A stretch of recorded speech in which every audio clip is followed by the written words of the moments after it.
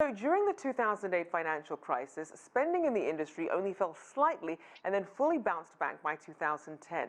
Do you think we're likely to see a similar recovery here?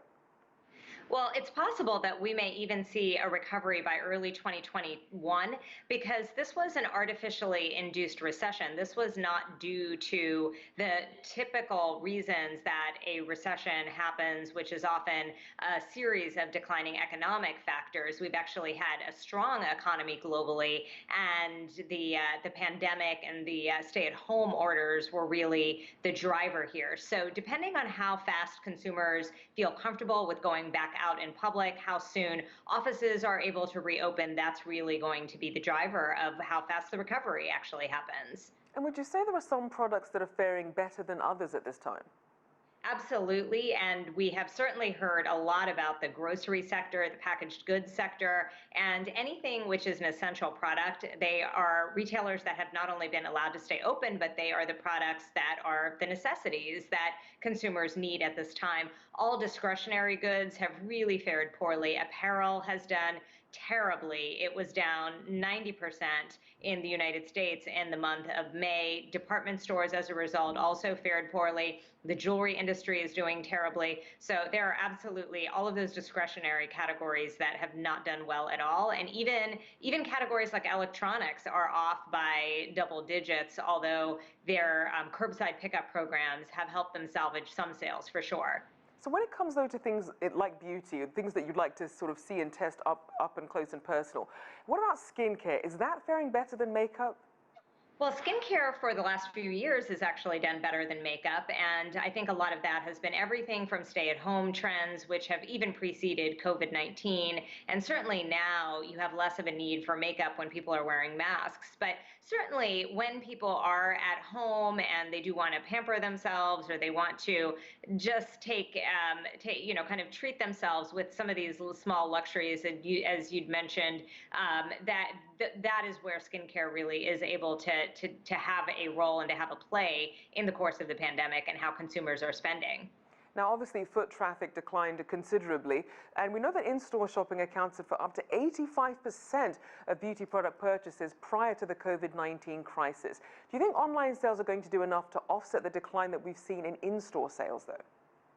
Not yet, and that's been pretty categorical across every industry except grocery, where almost every sector has still seen a decline, even in spite of wild year-over-year e-commerce growth. So there are a number of sectors that have seen, in fact, 300% e-commerce growth. The electronics sector, some of even the home improvement sector, furniture, and even apparel has seen very strong year-over-year growth in the online channel. But the truth is, to your point, because the stores are doing as badly as they are, you're not able to have the recouping of those transactions. And you also have a number of online pure plays that are also capturing a lot of the share. So to the degree that people are spending, they're not necessarily spending with the chains that have physical stores, but they're spending with some of these businesses that we call online pure plays, which are only selling online, and any of their sales are not going to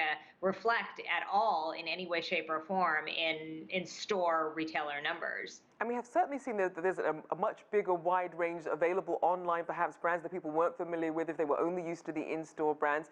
We've also seen some brands creating DIY kits for home, skincare, hair care, nails, etc. What can some of these brands really do to generate revenue in a world now where social distancing, at least for now, is still the norm? Right. And what we are seeing are a lot of your marketing strategies that have worked over time. You'll see things like limited time. You'll see drops, for instance, which have been very, very popular in categories like streetwear, where there may be a limited assortment of product that's brand new, that's available for a price, but there are only a certain number of units. So if you want it, you are going to have to jump on it very quickly. And what that does is that generates a lot of energy, and it keeps customers coming back to wherever the channels are that they actually learned about those products, which is often a social channel, or it could be a video, or some type of other online digital tactic for engaging with these customers. So those are certainly the things. It's just straight up marketing initiatives, marketing programs, and really any kind of discounting still continues to resonate and will resonate certainly through much of 2020. I think that will be pretty much the theme of a lot of products sold through the rest of the year, is that they are great discounts.